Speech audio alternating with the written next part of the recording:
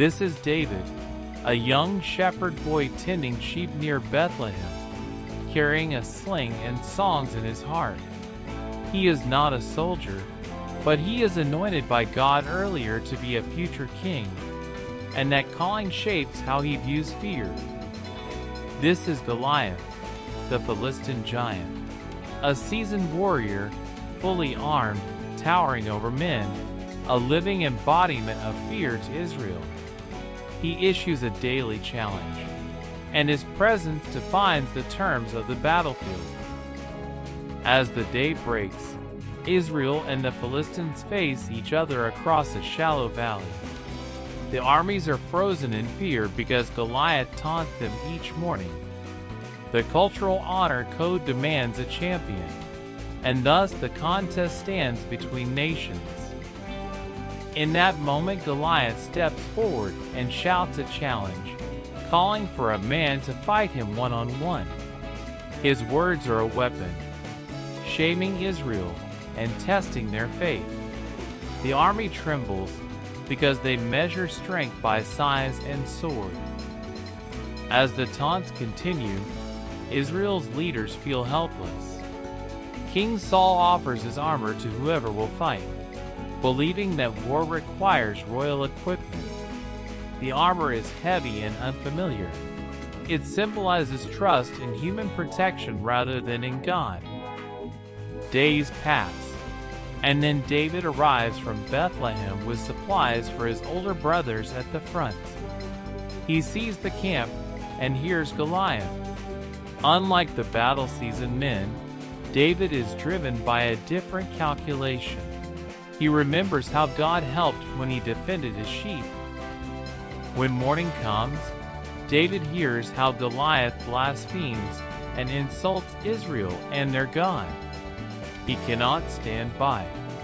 What no one in the camp realizes is that David measures the fight differently. He sees an attack against God's honor, not just a military threat.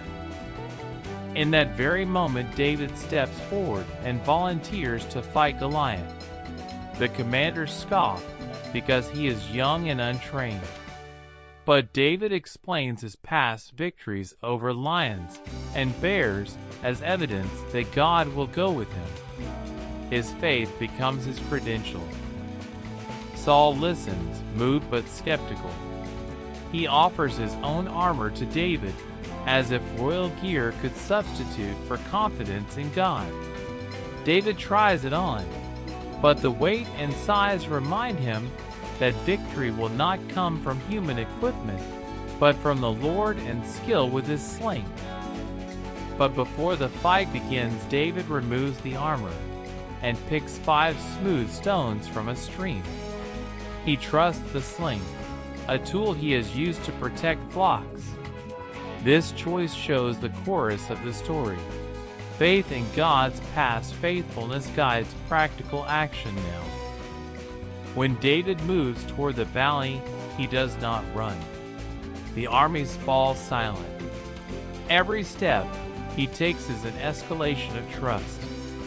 The cultural logic of the day expects armor and sword, but David insists on simple obedience to God and the skill he has honed as a shepherd. As David approaches, Goliath mocks him, boasting in the power of his armor and sword. The crowd expects fear, but David answers with a declaration. He fights in the name of the Lord of hosts, explaining that this is not about his courage alone, but about divine justice for Israel. In that quiet breath before the fling, David steadies himself, aware that the outcome matters for God's honor and for his people. He employs practiced aim, trusting that God will vindicate his cause. The scene is both a physical shot and a spiritual act of faith. When the stone flies, it finds its mark on Goliath's forehead. In that instant, the giant falls. The shock is both physical and theological. A small stone, an ordinary boy, and God's power overturning expectations about how victory comes. As the dust settles, Goliath lies motionless, and the Philistine ranks are thrown into panic. The Israelites leap forward not because of size, but because they now believe God fights for them. What was fear becomes momentum for deliverance. When the pursuit begins, Israel routs the Philistines. The battlefield becomes a testimony that God can act through unexpected means. Leaders learn that bravery rooted in trust changes outcomes in ways no armor or human strategy could predict. After the battle, David is carried into new prominence. The people sing, and his reputation spreads. This event marks the beginning of a larger story. A shepherd raised to leadership because he relied on God rather than weapons alone.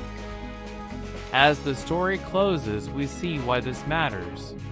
The narrative teaches that faith in God's past faithfulness empowers ordinary people to face extraordinary fear.